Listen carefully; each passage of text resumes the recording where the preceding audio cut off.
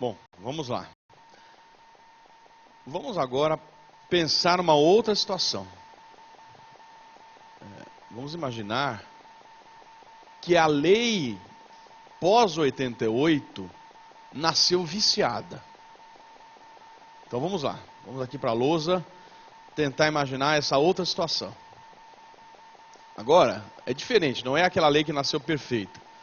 A gente vai pensar agora na seguinte situação. Vamos imaginar aqui a nossa linha do tempo. Uma lei 2, ela é editada, lei 2,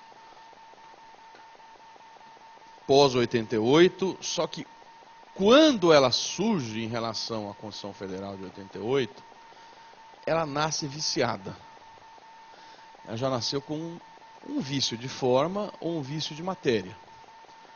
A pergunta que surge na prova é: o que acontece se vier uma emenda à Constituição, e agora essa emenda passar a dar validade para aquela lei 2?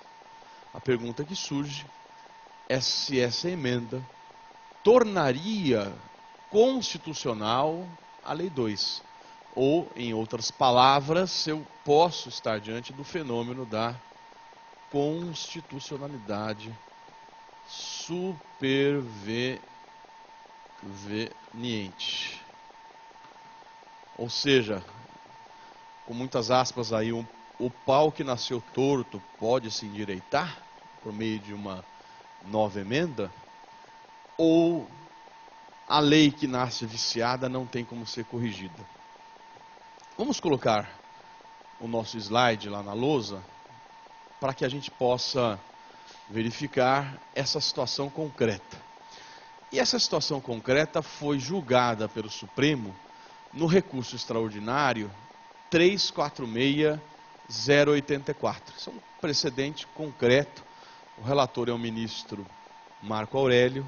Eu estou me referindo ao artigo 3º, parágrafo 1º da lei 9.718 de 98. Essa lei, ela surge e no momento da fotografia dela, pumba, surgiu. O que dizia a Constituição? Fixava uma base de cálculo menor do PIS, PASEP e da COFINS. E a lei, no surgimento dela, ela ampliou a base de cálculo do PIS e da COFINS. E, portanto, nasceu violando o artigo 195, inciso 1, a linha B da Constituição. O que se tem ali é um inegável vício congênito, um vício de nascimento.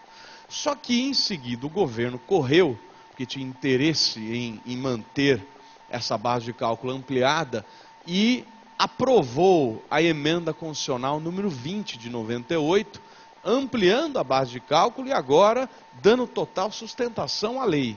A pergunta que surge, o Supremo responde ali, é se a emenda constitucionalizou a lei que nasceu viciada. O vício de nascimento é inegável. A questão que surgiu é se a emenda pode constitucionalizar vício de nascimento. E a resposta dada pelo ministro Marco Aurélio em 2005 é que não.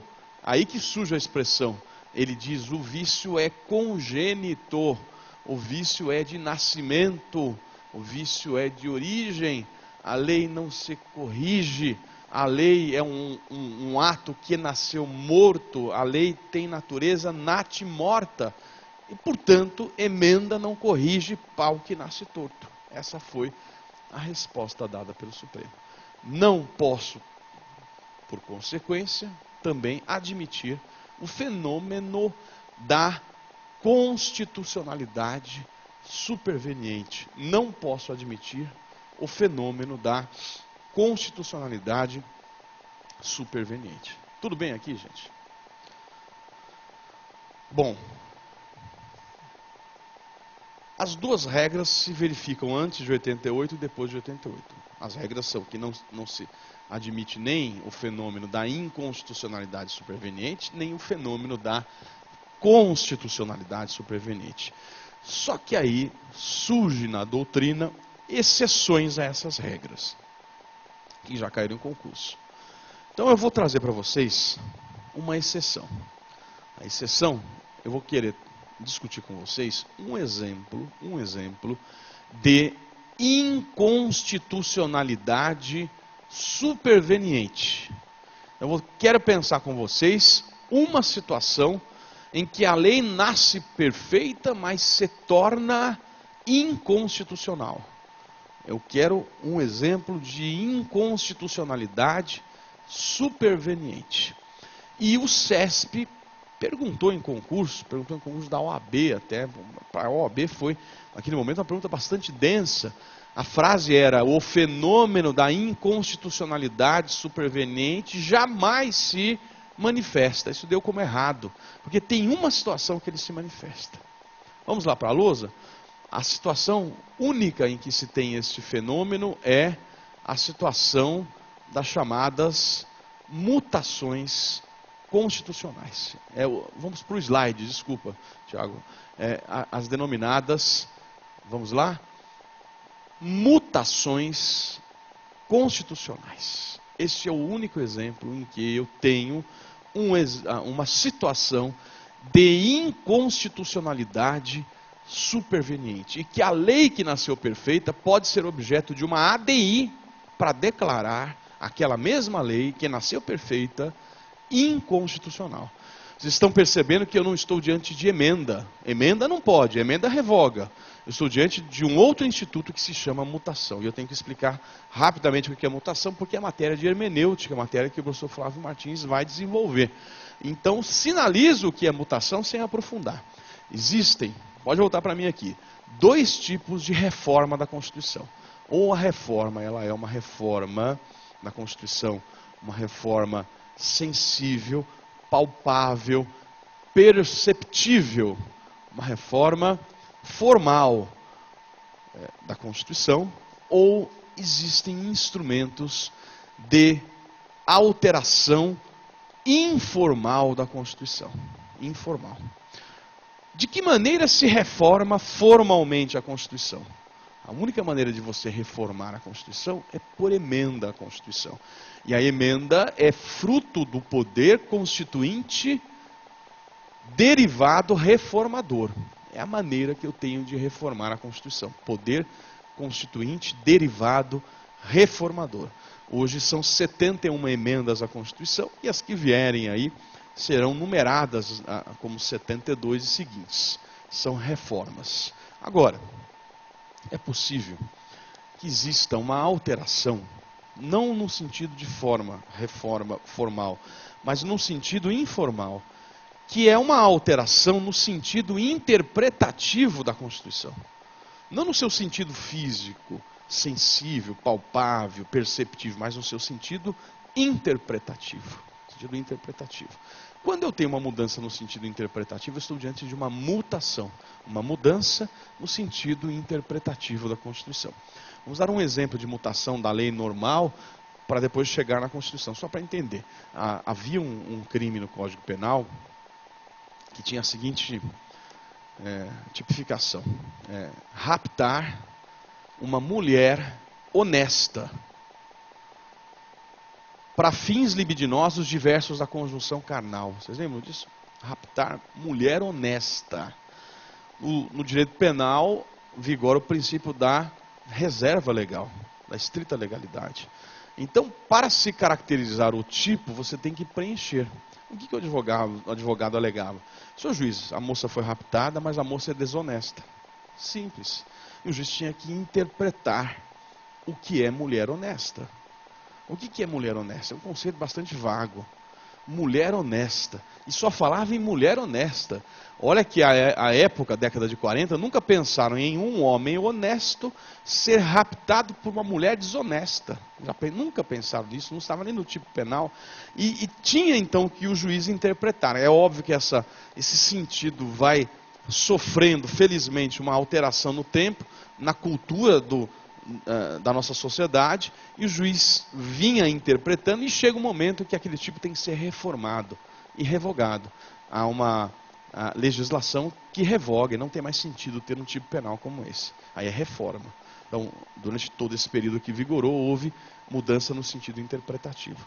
Então, vocês entenderam qual é o conceito. Em hermenêutica, vocês aprofundam. Agora, vamos pensar o exemplo de Constituição.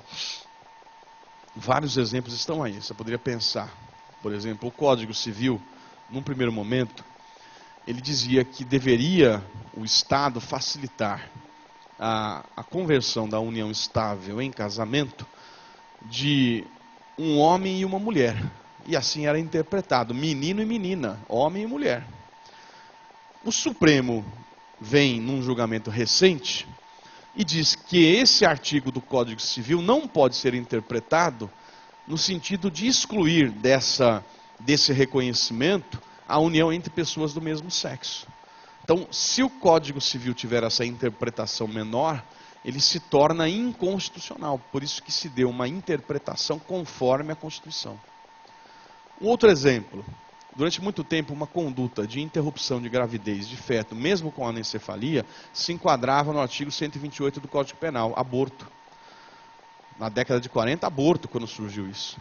Aí há toda uma evolução tecnológica, um sentido maior para a dignidade da gestante, e a partir do julgamento da ADPF 54, o Supremo passa a afirmar que interrupção de gravidez de feto com anencefalia não caracteriza o aborto.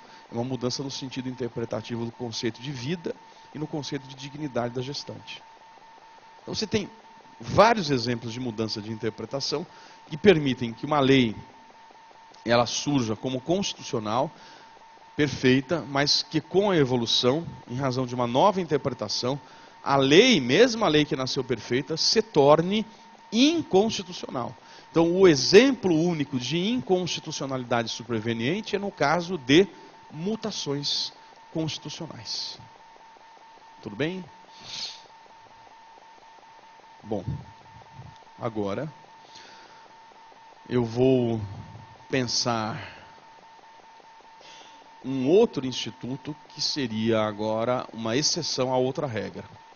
A outra regra é que não existe constitucionalidade superveniente. Não tem.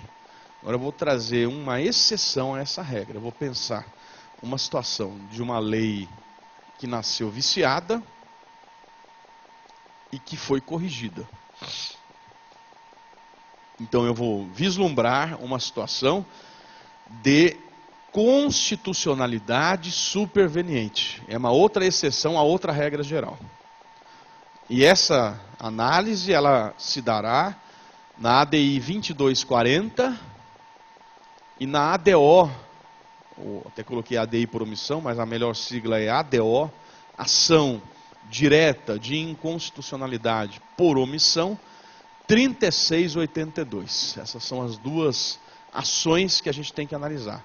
ADI 2240 e ADO 3682. E vamos explicar o que aconteceu nesse precedente. Esse precedente, ele analisa a criação do município Luiz Eduardo Magalhães, na Bahia. Esse é o caso. Criação do município Luiz Eduardo Magalhães, na Bahia. E a criação de municípios, ela deve observar o que está escrito no artigo 18, parágrafo 4º da Constituição. O que diz o 18, parágrafo 4º? O 18, parágrafo 4º é muito claro. E diz, vamos aqui para a lousa, o 18, parágrafo 4º da Constituição. Muito obrigado. Que, artigo 18, parágrafo 4º, que a criação de um município se implementa por lei estadual, mas que esta lei estadual, ela deve observar 3 pressupostos objetivos. O primeiro pressuposto objetivo para esta lei estadual ser editada é a existência de uma lei complementar federal. Eu tenho que ter uma lei complementar federal disciplinando o período e o procedimento de criação do município. Além disso, o 18, parágrafo 4º, diz que esta lei, para ser criada, ela deve passar antes por um procedimento chamado aqui de estudo de viabilidade municipal.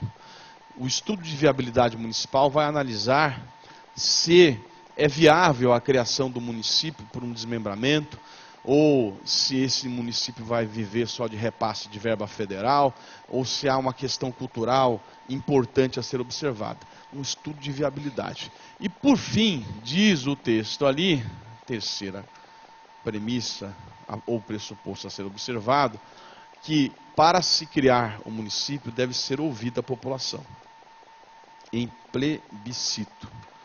Esse plebiscito vai ouvir a população interessada, que é a população que vai sofrer com aquela criação. Então, existe um regramento bastante rígido aqui de criação de novos municípios por lei estadual, e essa lei estadual deve preencher 3 pressupostos objetivos, que são lei complementar federal, estudo de viabilidade municipal e o plebiscito.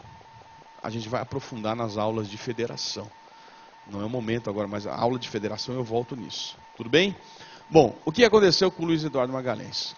Quando foi criado o Luiz Eduardo Magalhães, não existia ainda a lei complementar federal, que não existe até hoje. Até hoje não tem essa lei.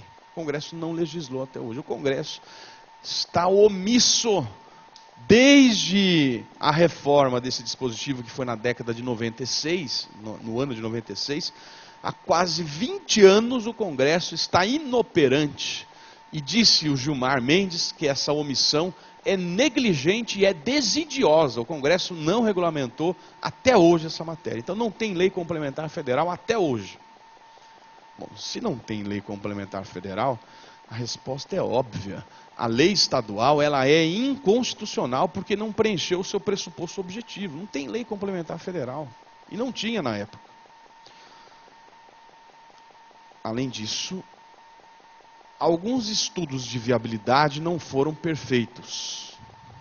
E para piorar, em algumas criações de municípios só foi ouvida a população interessada. Aí é óbvio que autoriza. Se eu vou ouvir quem quer se separar, não tem dúvida. Só que o conceito de população interessada é a população envolvida. Eu vou desmembrar o município, é o município todo que tem que ser ouvido. E não só a turma que quer se separar. A turma de Luiz Eduardo Magalhães que queria se separar do município de Barreiras para, no futuro, ser a capital de um eventual novo estado que se chamaria São Francisco. A tese do ACM. Tanto é que deu o nome do filho dele, Luiz Eduardo Magalhães, para o novo município. Então, esse é o contexto. Meus amigos do Pará sabem, e o Supremo confirma, que no plebiscito que discutia a criação dos estados de Tapajós e Carajás, o Supremo disse que quem tem que ser ouvido é o estado todo, não só quem quer se separar. E não foi feito isso aqui também. Apenas para informação, foram criados nesse contexto 60 municípios. Todos eles inconstitucionais. Todas as leis inconstitucionais.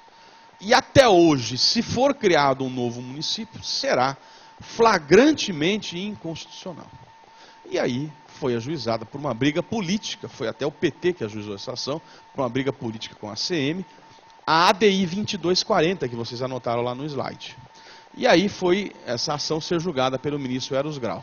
O que o ministro Eros Grau falou? O município Luiz Eduardo está criado há mais de 6 anos. Então, portanto, vou declarar aqui o princípio da reserva do impossível, disse ele, e a situação consolidada dos fatos. Os fatos consolidaram aquela situação.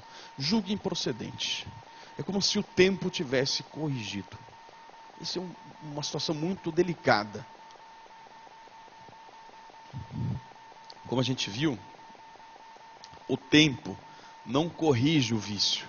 Não, essas ações são imprescritíveis. O tempo não pode corrigir.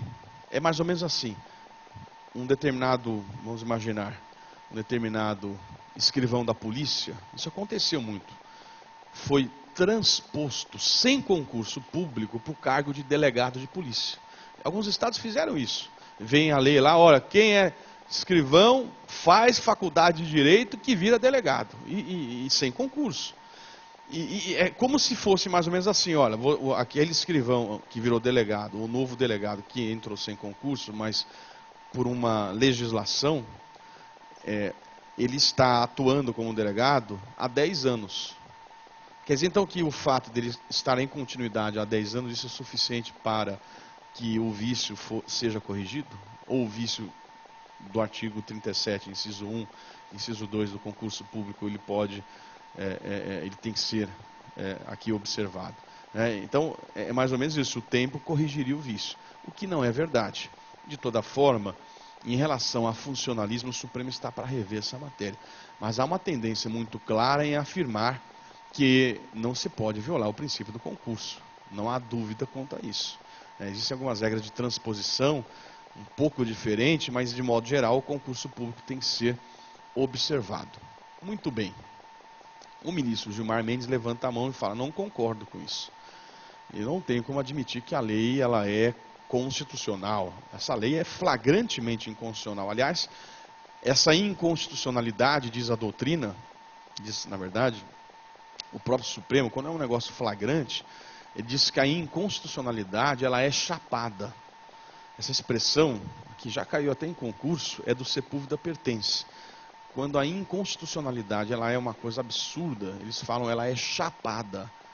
O Aires Brito, que usa palavras poéticas, é muito poético nas suas sentenças, falava de uma inconstitucionalidade desvairada ou enlouquecida, no sentido daquela coisa absurda. E o Gilmar falou, o negócio é absurdo, não tem como ser corrigido. Mas, disse ele, eu reconheço que existe uma situação de segurança jurídica aqui, uma situação, uma realidade, o município está criado, tem prefeito, tem vereador, tem comarca, tem juiz, está tudo formado, só que eu não vou admitir o vício, eu vou nulificar a lei, mas por uma questão de segurança, vou modular os efeitos e vou dizer que essa decisão passa a valer daqui a 24 meses. A questão de modulação dos efeitos da decisão. A lei é inconstitucional, mas o efeito daquela declaração é pró-futuro. Isso a lei da ADI permite. É o artigo 27, a gente vai ter um momento para falar sobre isso, mas o artigo 27 da lei 9868 de 99 permite a modulação dos efeitos. 27 da lei 9868 de 99, que é a lei da ADI genérica permite a modulação. Então, resolvido. O que o Gilmar falou? Vamos aqui para a lousa verificar na linha do tempo qual foi a estratégia dele. A gente vai fazer o seguinte, ó, vai deixar aqui uma linha do tempo e disse ele assim, ó, eu vou dar um prazo, eu vou declarar inconstitucional aqui, declaro, mas a minha decisão vai valer daqui a 24 meses. Daqui a 24 meses vai valer. É como se fosse, vou colocar a nossa bomba aqui, ó, uma bomba relógio, vai explodir, daqui a 24 meses vai explodir.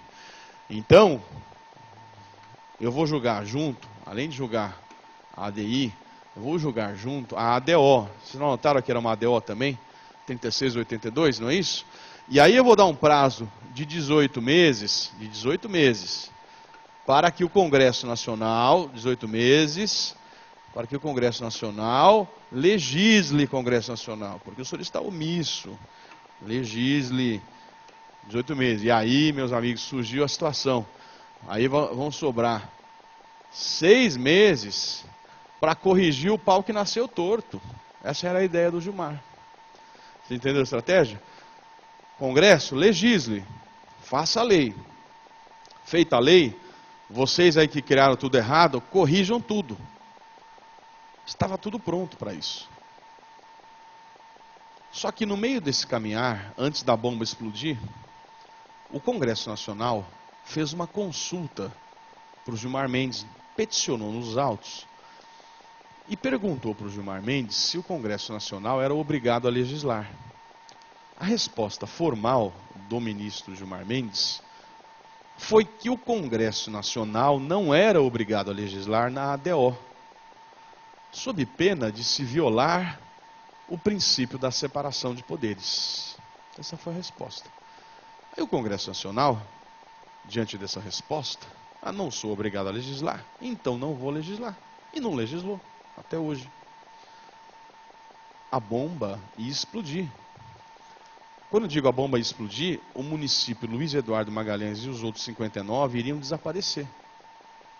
Era isso que iria acontecer. Só que o que acontece? Eu vou dizer assim, na calada da noite, que foi de madrugada que eles fizeram isso, o Congresso Nacional aprovou a emenda constitucional número 57, de 2008.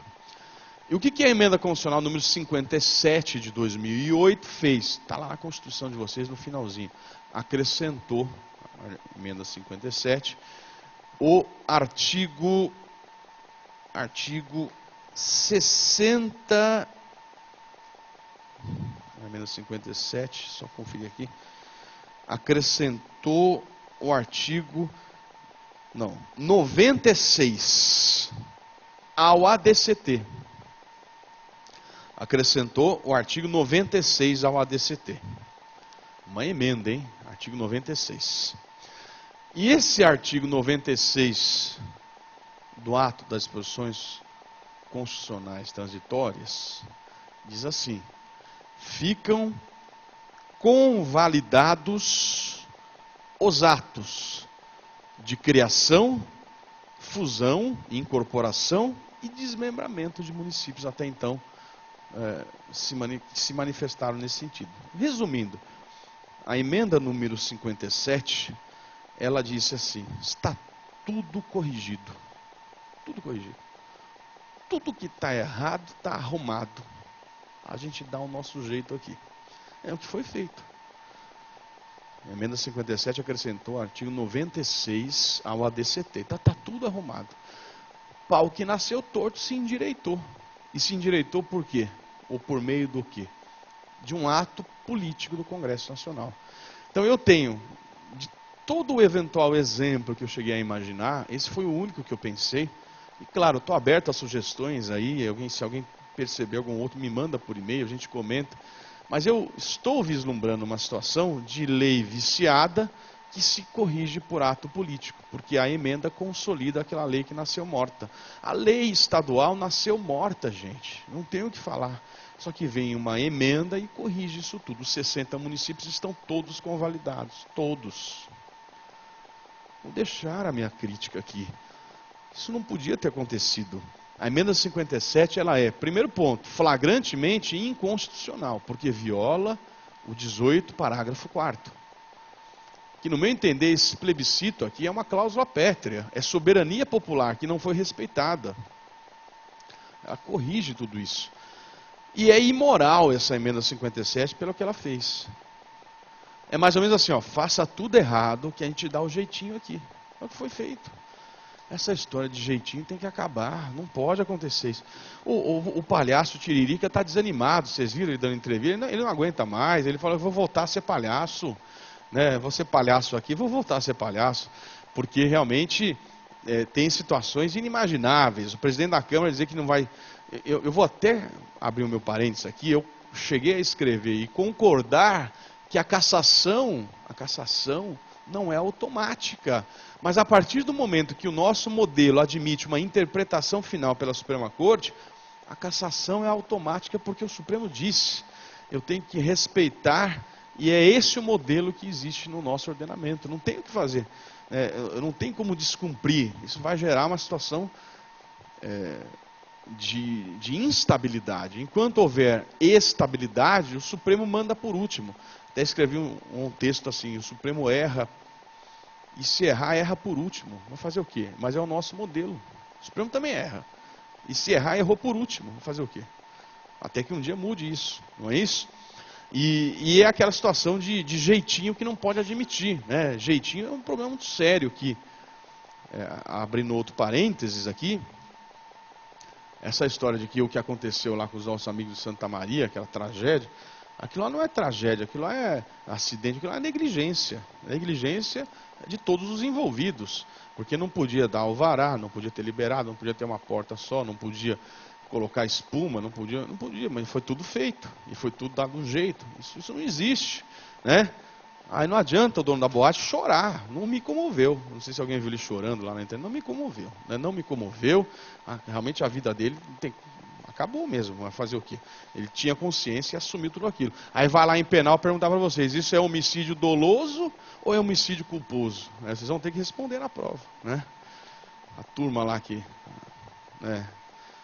assumiu isso tudo é doloso ou é culposo? Claro que ele não queria matar ninguém, os amigos, é óbvio que não queria.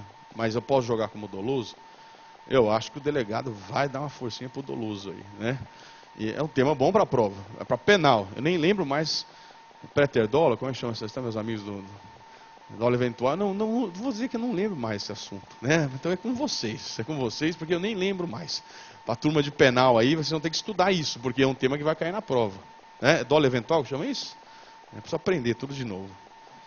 Tá vendo, gente? Então são assuntos do dia a dia que vão cair em prova. Vocês têm que ficar atentos, não tem como, né? O concurso é isso, é a atualidade acima de tudo. Então fechamos aqui o assunto da nossa exceção, né, que a gente comentou agora há pouco. Está resolvido esse assunto e eu, portanto, volto para os nossos slides, lembrar os 4 institutos que eu fiquei de falar. Era a recepção, o segundo a repristinação, que é o próximo, a desconstitucionalização e a recepção material. Recepção, resolvido, e com todos os desdobramentos. Segundo assunto, repristinação. Repristinar. Eu vou trazer um conceito de repristinação que está na legislação. Na verdade, quem definiu o que é repristinar, ou repristinação, é aquela lei que era chamada de Lei de Introdução ao Código Civil e que mudou de nome em 2010. O nome dela é LINDB, Lei de Introdução às Normas do Direito Brasileiro. E diz o seu artigo 2º, parágrafo 3º, que está aí na lousa. Salvo disposição em contrário, a lei revogada não se restaura por ter a lei revogadora perdido a vigência. Tudo bem, gente? Essa é a regra que a LINDB estabeleceu.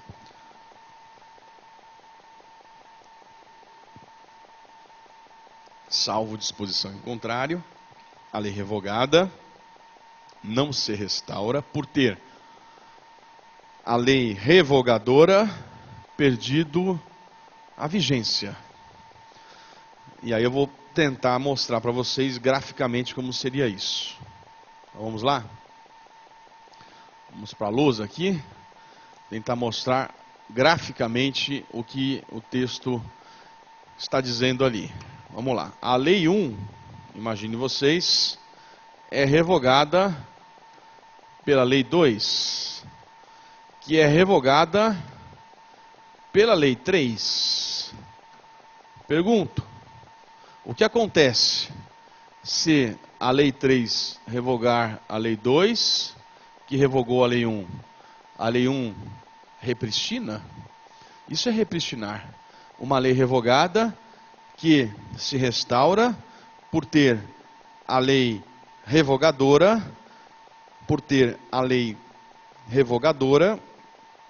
perdido a sua vigência. A lei 2 perdeu a sua vigência porque foi revogada pela lei 3. Quando a lei 3 revoga a lei 2 que revogou a lei 1 se restaura? Se se restaura, é repristinar, é repristinação.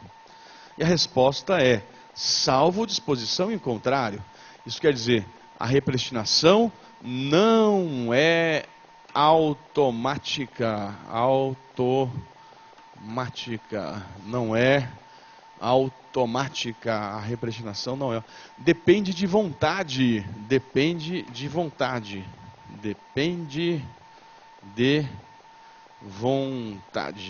vontade expressa, manifestada na lei 3. Fiquei pensando uma ideia de vocês não esquecerem isso. Imagina assim, a lei 2 é como se fosse uma namorada de alguém. Aí a namorada cede espaço. Vamos pensar assim, a lei 1 é uma namorada, aí a lei 2 toma o lugar da lei 1. Aí a lei 3 toma o lugar da lei 2. Isso faz com que a lei 1, a ex-namorada, volte? Não, calma. Depende de vontade, né? Expressa, explícita. O flashback depende de manifestação explícita das partes, não é assim automático, como assim? Então, mais ou menos essa ideia de repristinar, isso depende de uma vontade explícita. E eu vou aqui tentar mostrar em termos de Constituição. Vamos imaginar que uma lei foi editada, vamos ao nosso modelo aqui, ó, uma lei foi editada na vigência da Constituição de 46. Esta lei 1, editada na vigência da Constituição de 46, vamos imaginar que ela não encontra fundamento de validade na Constituição de 67. O que é que a Constituição de 67 faz em relação à Lei 1, que não é compatível? A Constituição de 67, ela faz o que, gente?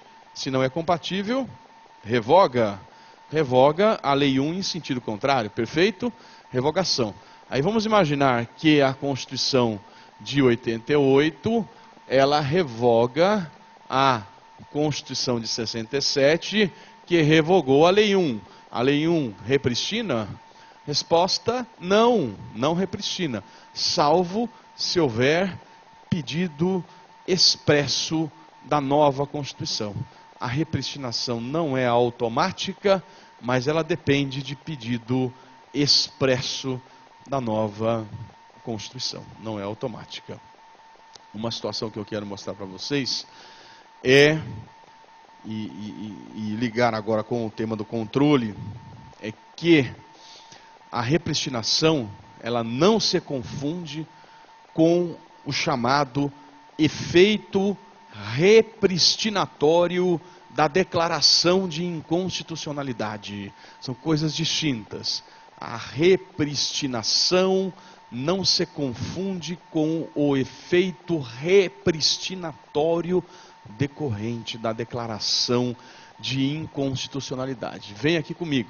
O que eu quero dizer com isso? Que repristinação não se confunde com efeito repristinatório da declaração de inconstitucionalidade. O que é o tal efeito repristinatório da declaração de inconstitucionalidade? Efeito repristinatório. Vamos mostrar graficamente. Lei 1 é revogada pela Lei 2. Lei 2 é objeto de ADI genérica, que é julgada procedente e que declara a Lei 2 inconstitucional. Pergunto, o que acontece se a Lei 2 for declarada inconstitucional? Lei 2 que revogou a Lei 1. O que acontece com a Lei 1? A Lei 1, ela sempre produziu seus efeitos. A Lei 2, se ela foi declarada inconstitucional, nunca teve eficácia. Nunca teve eficácia. Então, vou explicar um pouco melhor isso. Se a Lei 2 é inconstitucional, que tipo de vício ela tem? Normalmente, a regra é que o vício é um vício congênito, não é isso? Tanto é que a ADI genérica, quando é julgada procedente, a regra normal é que o efeito é um efeito, né, retroativo. A declaração, ela tem ou produz efeitos ex tunc, não é isso? Isso significa que a lei é declarada inconstitucional desde a sua origem. Então, se a Lei 2, nesse modelo normal, é declarada inconstitucional desde a sua origem, essa Lei 2, ela nunca teve eficácia. Vamos aos planos de validade de uma lei. Existência, validade e eficácia. A Lei 2 existe. Só que por ser inconstitucional, ela é inválida. Ela não tem um problema de validade, o problema dela é na validade dela. Se ela é inválida, ela não vai para a fase de eficácia, porque ela não tem validade. Portanto, se a Lei 2 é inválida e não tem eficácia, ela nunca revogou ninguém, a Lei 2. Nunca revogou. Portanto, a Lei 1 nunca foi revogada. Se a Lei 1 nunca foi revogada, isso não é repristinação. Não tem nada a ver com repristinação. Mas recebe o nome de efeito repristinatório decorrente da declaração de inconstitucionalidade. Entenderam? A Lei 2 é declarada inconstitucional, a Lei 1 não repristina.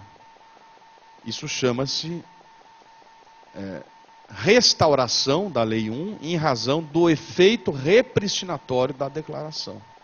Restauração da Lei 1 em razão do efeito repristinatório da declaração de inconstitucionalidade. Tudo bem, gente? Ficou claro isso? Vamos, e o anual nos permite isso, pensar uma situação mais densa. Vamos imaginar que exista uma cadeia normativa. Lei 1, Lei 2, Lei 3, Lei 4, sei lá. E a Lei 4 seja objeto de ADI. Mas se eu for declarar inconstitucional, eu vou restaurar a Lei 4 declarada, a Lei 3. Mas vamos imaginar que essa Lei 3 também é viciada. O que você tem que fazer na petição da ADI? Você tem que indicar, é obrigatório, toda a cadeia normativa. Lei 4, Lei 3, que vai se restaurar, mas ela também é viciada, então nulifica ela, então vai restaurar a Lei 2, mas também é viciada, faz a cadeia até a Lei 1. É dever da petição, o Supremo não conhece a petição inicial da ADI, se houver restauração das leis anteriores. Você tem que indicar toda a cadeia normativa que está nulificada. Entenderam essa história, gente? É dever aí daquele que propõe a ação. Tranquilos aqui? Entendemos então o que é repristinação e o que é efeito repristinatório? Então vamos para o terceiro instituto, que é o da desconstitucionalização. Vamos para a lousa para montar o gráfico da desconstitucionalização. É bem fácil de entender.